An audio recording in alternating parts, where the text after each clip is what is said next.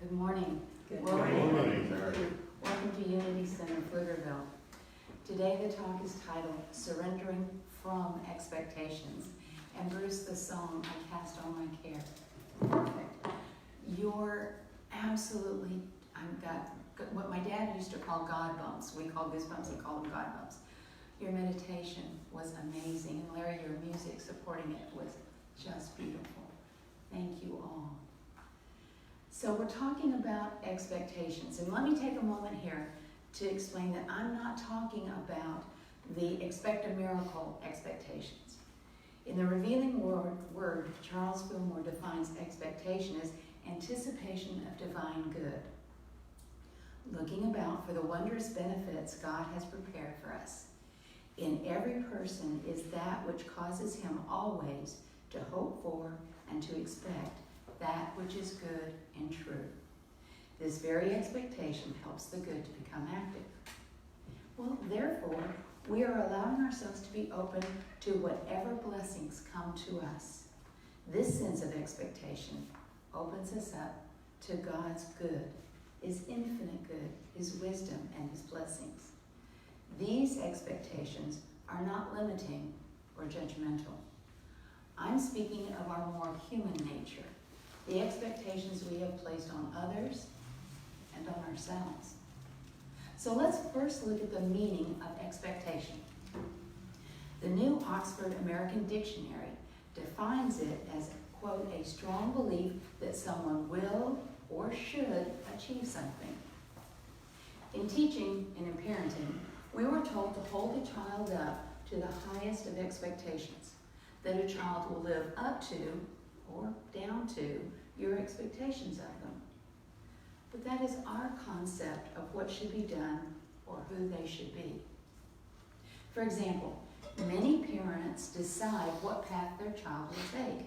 They must take, like attending a college, even a specific college. Such expectations can lead to undue stress, angst, and sometimes to a sense of failure and inability to succeed in another's eyes. We do this in our relationships too, not just parent-child or teacher-student, with our significant others, with our family members, with our friends. We expect them to behave in a way that makes us happier, wealthier, and more loved. Too many times I expected Marty to act in a certain way that would make me feel important, truly significant in his life. I also expected him to know this without my saying a word, without communication with him. Rather, I believed if he loved me, he would just know what to do or what to say. Really? You can't see that pile of dirty clothes on the floor? Really? You don't know that my feelings are hurt? Newsflash, Marty, like most of us, isn't really good at mind reading. This continued for many years until I began to study and understand the need to express myself, and more importantly, that I'm the one responsible for my feelings. When we hold expectations, we find ourselves saying what should happen, what he or she should do, even what I should do. Should makes demands based on our own beliefs without considering the beliefs and feelings of others. My dear father would always tell me, don't should on yourself. I'd like to add to that, don't should on yourself and others as you would like them not to should on you. My apologies to the Golden Rule. Speaking of the Golden Rule, the Bible also addresses expectations. John was baptizing people, and in Luke 3:15, as the people were in expectation, and all men questioned in their hearts concerning John, whether perhaps he were the Christ. Here they are asking if this man was the one to live up to their expectations. We know that John assured them that he was not, but that he who is mightier than I is coming. And later, Jesus even tells us that we can perform the same miracles and even more. So if our expectations are always on another, we never allow ourselves the possibility and the potentiality of being miracles in our own lives. Like the miracle for Peter in Acts 12:11, Peter was imprisoned and facing the Jews' expectations of his execution. But an angel appeared to him. Angels are our mind-spirit connection to God. And he was freed. I've had my own expectations in my life. I'd expected Kevin to be the oldest living heart transplant. I'd also expected my other 3 children to have healthy lives. But in 2010, our oldest son, Sean, also had to have a heart transplant. Real quick, Eliza says, hello, Teri Lucas. Hi, Eliza!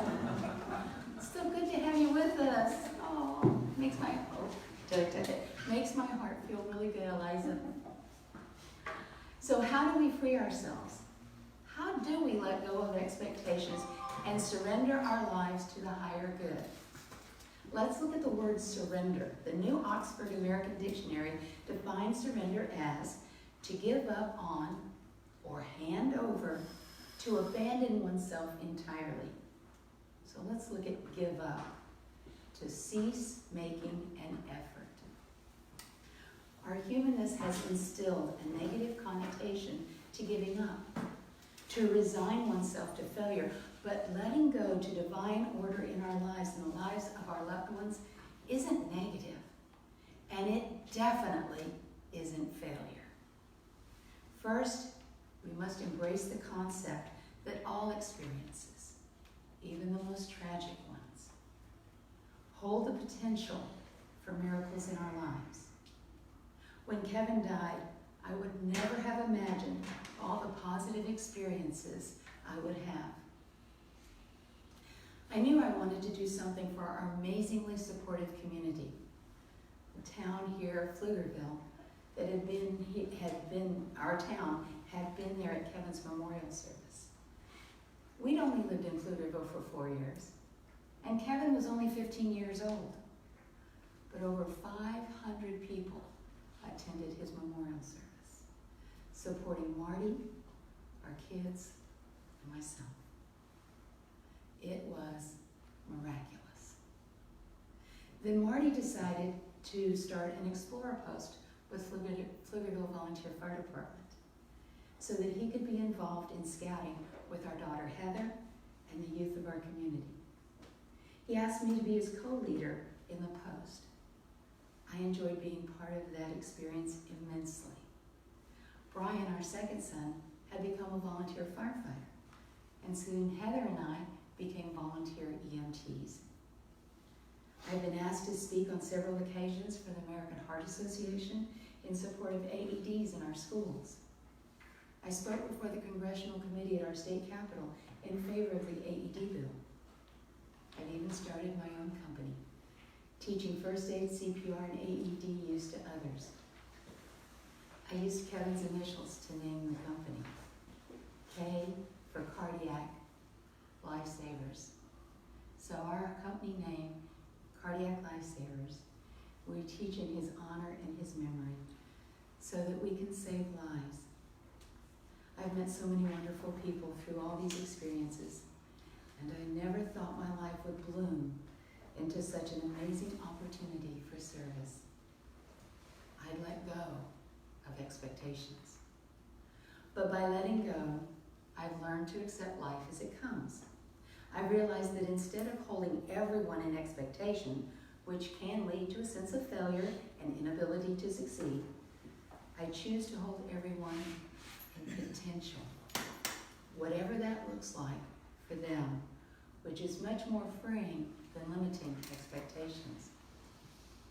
By holding them in potential, I'm allowing them to be their best, true, authentic selves. In my relationships, too, I try to step back and acknowledge the unlimited potential in each of my family members and friends and everyone I meet. I even try to acknowledge my own potentialities without the guilt of shoulding on myself. I am, however, a work in progress. I have had some curious, amazing examples of releasing expectations. Sometimes it is hard to let go. When Marty and I got married, he was in the Air Force, serving in Korea.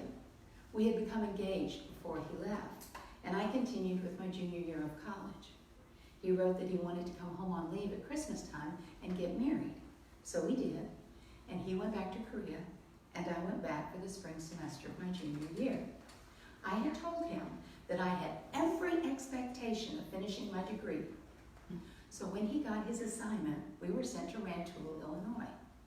I thought I might be able to finish at the University of Illinois Champaign-Urbana. It's only 21 miles away.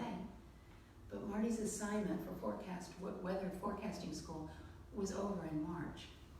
And I found I'd become pregnant with our first son. So much for my expectations. But as usual, with divine order, I did finish 17 years later in South Carolina. When I was in college, I really wanted a college ring. I'd been working very hard on my classwork while taking care of the family, 4 children at that point, the house, and my duties as wife of the weather station chief. I had enough money for the down payment for the ring, but had no idea where I would find that last $90. I let it go. No expectations, released it to divine order. Soon I received a letter from my grandmother. She stated that the enclosed was from my great-grandmother, who had told her to split it among myself and my 2 brothers. But my grandmother said she had a feeling I really needed all of this. So I opened the envelope, and guess how much was in it? $90. So I kept practicing to be aware of and release my expectations of myself and others.